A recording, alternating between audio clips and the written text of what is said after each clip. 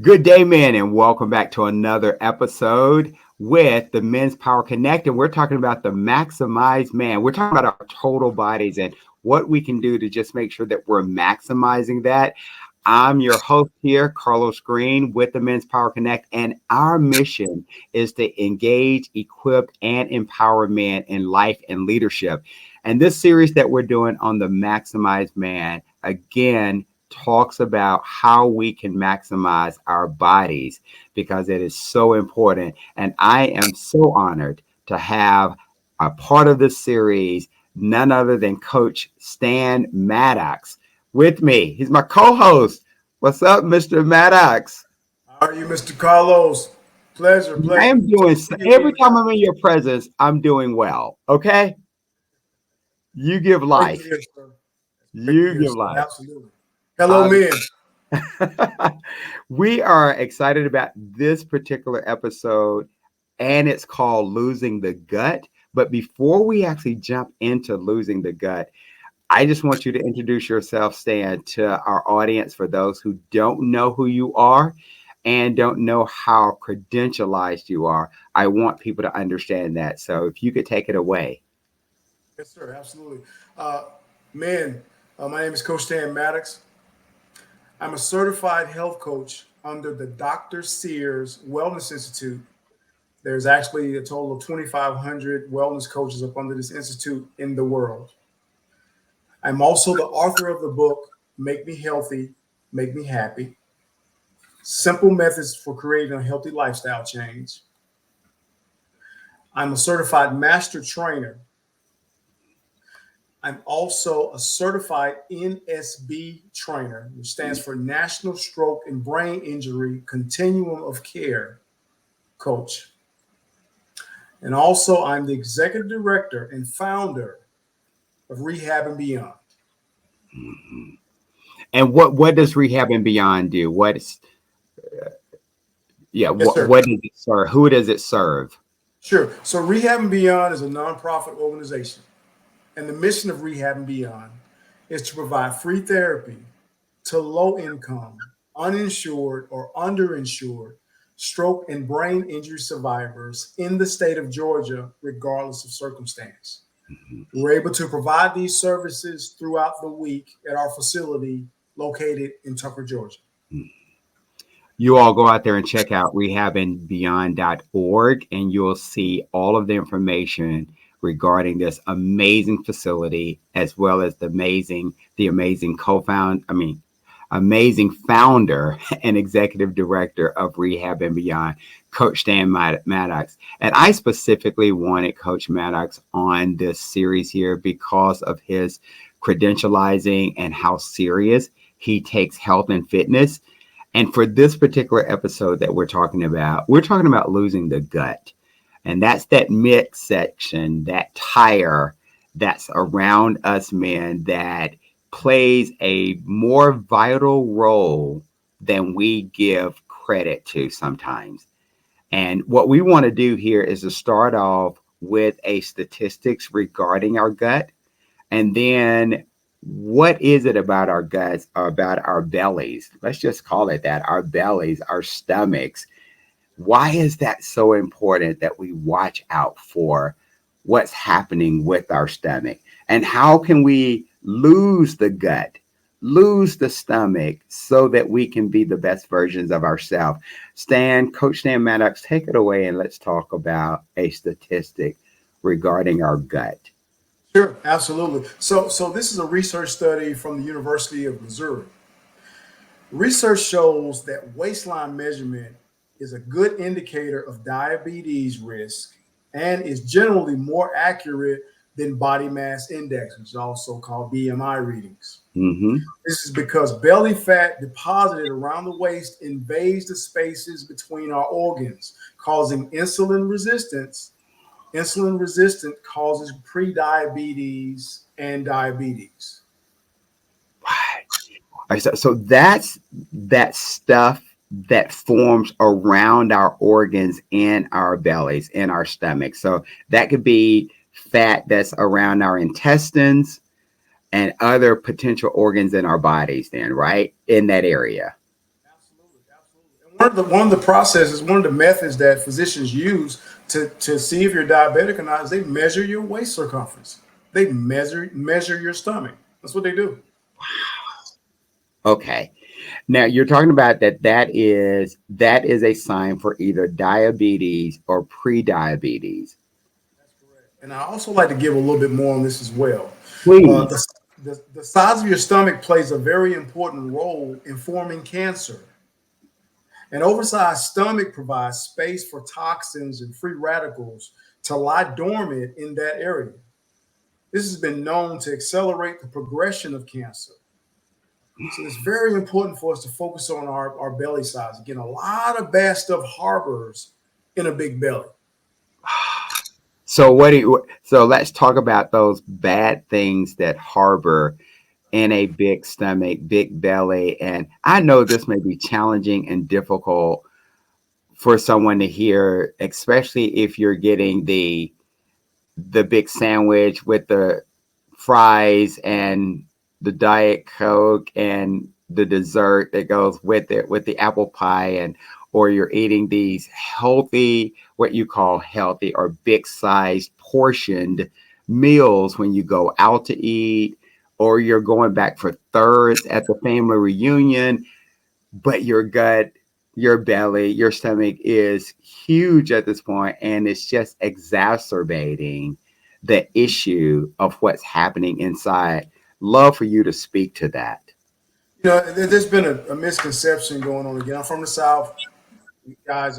I'm from here in Georgia, and again, from being in the South, there is a misconception of the man, of how you project yourself as a strong man by eating as much as you can at these family gatherings. I mean, just downing the food away. Grandma, when she cooked, the dressing, the macaroni and cheese, and the fried chicken, and all this stuff. It's your job. You have to make sure that you put away as much food as possible. And you got to go back and get a second plate. That lets people know, hey, this is a strong, dominant male. Well, listen, guys, I'm telling you, and this happens countless times, over and over and over again.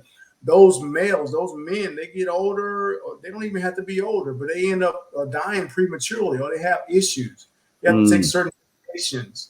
They're either type 1 or type 2 diabetics. They have, heart issues, or they're suffering, or they're having to deal with certain cancers. This is because of food consumption. So when you're not being mindful of what you're putting inside your body, that actually creates that belly, because if there's no other place for this food to go, all this bad stuff, all these things that we eat, you're gonna poop some of it away, but it's not all gonna go. It's gonna sit there and lie dormant in your midsection.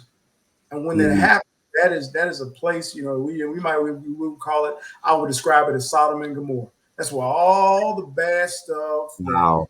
it's right there in that midsection. It can cause all kind of disruptions in your health, creating all those chronic illnesses right there in the midsection. I mean, that's why physicians, just speaking of diabetes, that's why they're able to just measure it and say, okay, yeah, you're pre-diabetic just based upon the size of your waist. Mm, okay. So I know we're talking about it, and I do want to make sure that we understand that there is a health epidemic, especially among men with huge bellies, huge stomachs, and um, we're consuming the food that's not helping that at all. And it seems or appears that we're satisfied with kind of living, eating whatever we want with the size of our stomachs, and then having the medication right beside us so that we can take our diabetic pill that we have, or whatever health pills that we're on. We will drink the big glass of sweet tea with those pills. And it seems like that we're just masking the real issues here instead of trying to become more disciplined and consistent at what we're eating and understanding why we're eating certain foods. And that doesn't mean that we can't indulge every now and then, or, have that. But for the most part, our bodies are the temple, and we should be treating it as such. So I'd love for you to kind of just speak to just what can we do just to make sure that we are effectively losing the gut the way that we need to? Sure, absolutely. And I tell you, mindset is very important. That's one of the most important things. Your mindset. At Rehab and Beyond, we actually host a health coaching class for diabetes. Mm, That class happens once a week. This is a 10 class series that we meet once a week, and we give you health education with regards to diabetes. By the time this podcast comes out, it will be available on our website for you to be able to go and learn more information about it. You can enroll at any time because this is a rotating class. So 10 weeks pass, we go on to the next 10 weeks to start that class over again. So you can enroll at any particular time. so they can go to rehabandbeyond.org and find that information Yes, for sir. that class. Yes, sir. You can go to rehabandbeyond.org and you can find that information. You can also go to my website, coachstanmaddox.com. So you can find it at either website. You can go to Okay. Rehab and Beyond. We use the example for rehabandbeyond.org. That's rehabandbeyond.org. And if you look behind me, there's a logo. You just basically put .org with it. You're going to go right to our website and it has the information available there for you. Well, I want to make a clarifying statement then, or you can clarify it for us.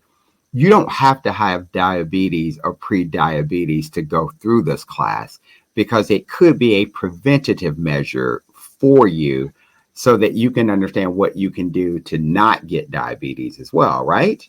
Sure, absolutely. This class is for people who are diabetic, pre-diabetic, or for people that want to change themselves and their family's lifestyle, their healthy lifestyle change. They're making that change in their family. Again, guys, this has been a generational curse. I would say for us, for centuries, not really dialing into the food consumption, which is tearing our organs up, which is causing us to have diabetes and cancer and so many other different things. So the education of this is not only for people that are pre-diabetic or diabetics. It's for everybody. For everybody. Okay. So what are some of those things that we can do to help lose our guts then? Sure. Absolutely. Again, the mindset is very important with regards to that. Also, you want to focus on wearing a waist wrap. We talked about exercise. Can we go back? I'm sorry. Can we go back to the mindset? When you talk about the mindset, give us a little bit more information on mindset.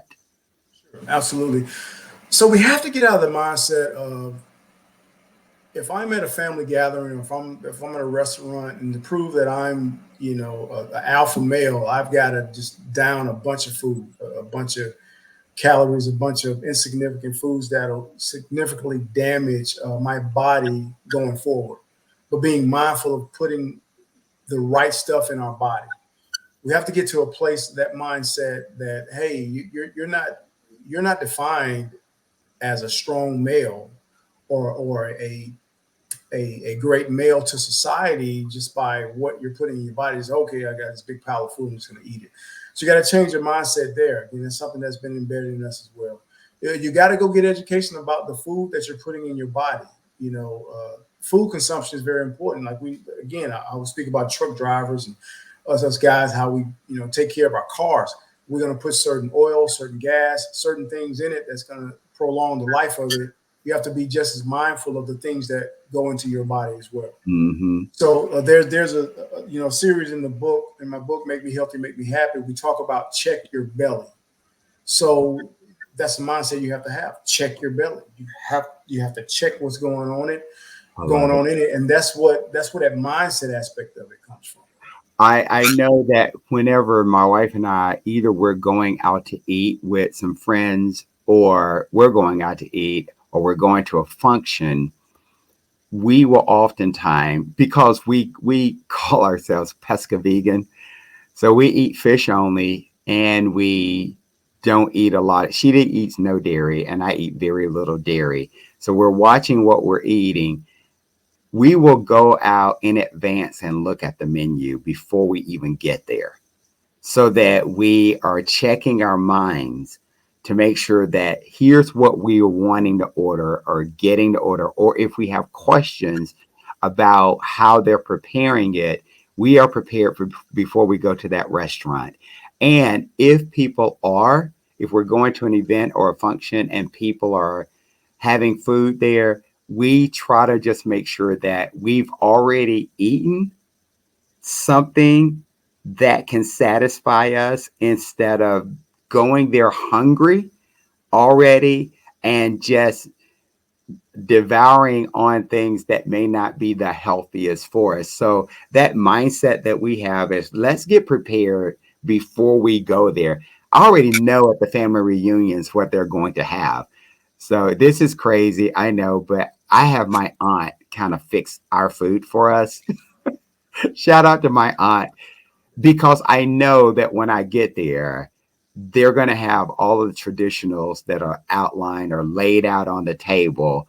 That's just not going to be good for me and for me.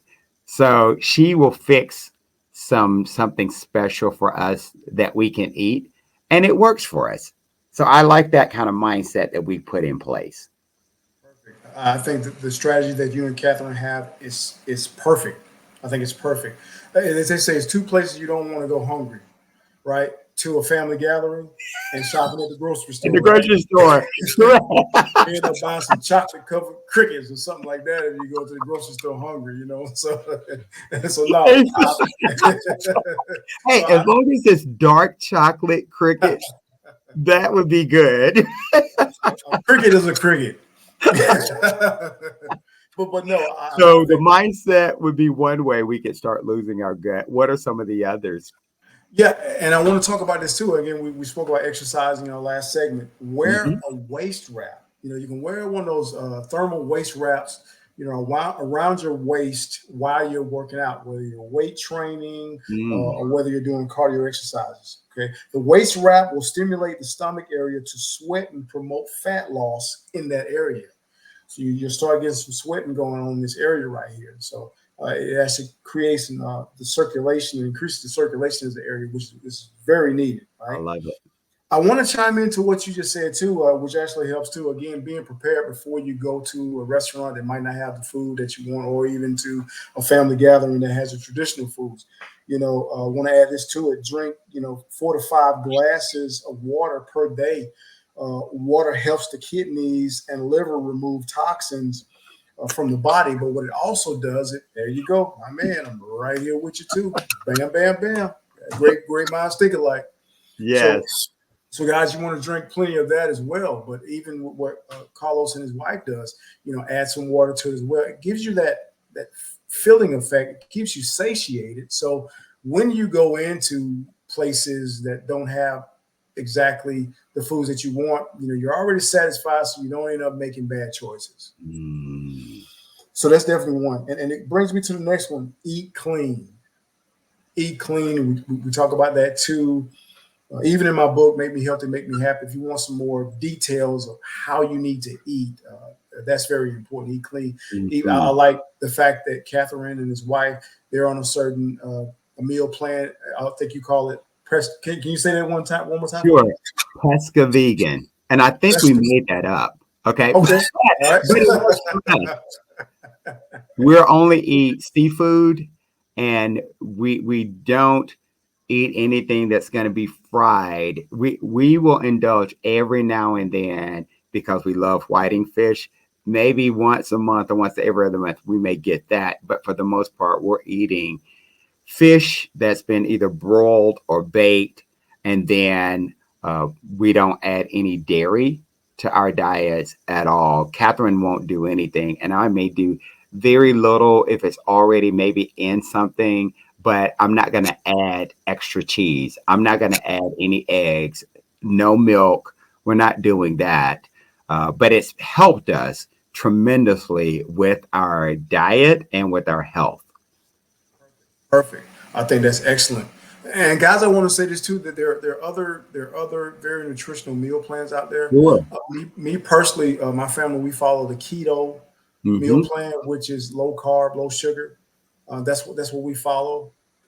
It does allow us to eat some steak, and some eggs Yeah. and some cheese. But even when we talk about cheese, one of our segments in our health coaching class for diabetes, we get into ingredients reading. So you want to be very mindful of the foods that you're buying. There's a lot of ingredients out here that are preservatives, and we can't even pronounce that. Your body don't recognize them. It's like, hey, what? I don't know what to do with this. I don't know how to process this. Well, let me go ahead and throw it in my stomach, throw it in the belly. So kind of like it's making your belly a bigger trash can. So just want to cover that Right. part. We had talked about that in a prior episode that we did when we were talking about the horseshoe going around at the grocery store and reading those ingredients. That was eye-opening for me to just go around and see what I'm putting in my body. If I can just tell this one quick thing, I had gone to someone's birthday party and I had eaten a little piece of, it was a very decadent piece of cheesecake. And oh my God, because my body wasn't used to consuming that type of decadent cheesecake, I paid the price for it. Let's just say this. I paid the price for it that night. And I was like, okay, not again. My body was telling me this is not good for you. It was telling me literally physically walking through the process of saying this is not good for you. And oftentimes we ignore the signs of our bodies telling us that this food is not good for us. And we just say, oh, it's just part of the process. It's just digesting and moving on. And so that just contributes to the gut issues that we have. Is when we're consuming when you're talking about eating clean, if we're not eating clean and we're consuming that, it contributes to the unhealthiness that we're putting in our guts that makes our stomachs big.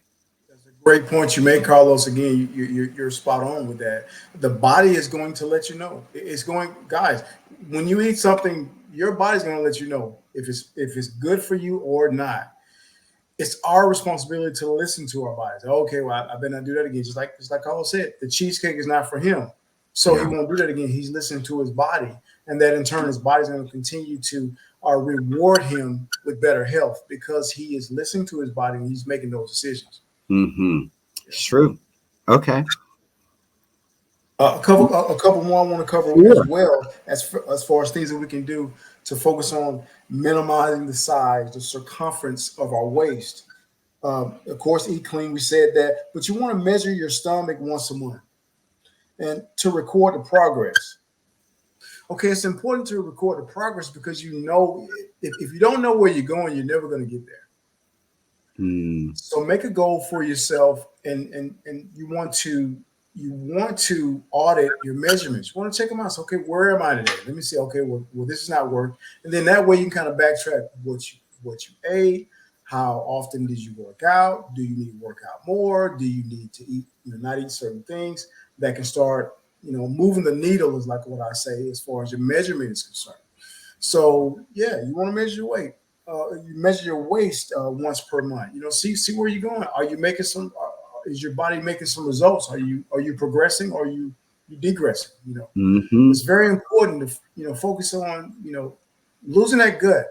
Checking that belly. Again, we don't have to have a 25-inch waist. You don't have to be in a bodybuilding competition, but it needs to be emphasis on the size of your belly because medical professionals, that's how they deem where you're going as far as chronic illnesses are concerned. So be very mindful of that. Okay. That is good. Is there anything, because I know that we're very pointed in this gut issue that we're having, the belly issue and how big it is. Is there anything that you want to let our men know regarding what are like the benefits of having a healthy gut? Is there anything out there that you just want to communicate? Sure, absolutely. Number one, if you've got a big gut, you're going to have lower back pain because your lower back has to withhold that weight in the front. That's right. Yeah, absolutely. It's going to disrupt your posture. And guys, it also decreases your libido. So these are things that are non-beneficial to you having a bigger waist size. You know, of course, you're going to have issues as far as buying clothes, things of that nature, and it's But if uncomfortable you even for reverse you. that, though, no, go ahead. It's uncomfortable. What now? Yeah, it's uncomfortable even buying clothes or even starting your workout regimen. That's what I was speaking of as well. But again, if I don't want this to be taken with people with our men that have guts that are looking to change them. When you start that workout regimen, hey, again, we talk about this. It is a step by step process. Get out there. It's going to be uncomfortable. We spoke about it in one of our other podcasts about me starting jogging. I spent multiple. I spent more years having weight management issues than I did, having, being in shape. Just to be honest with you guys, I was an obese kid and suffered with Mm, that during my earlier teenage and, even early adult years.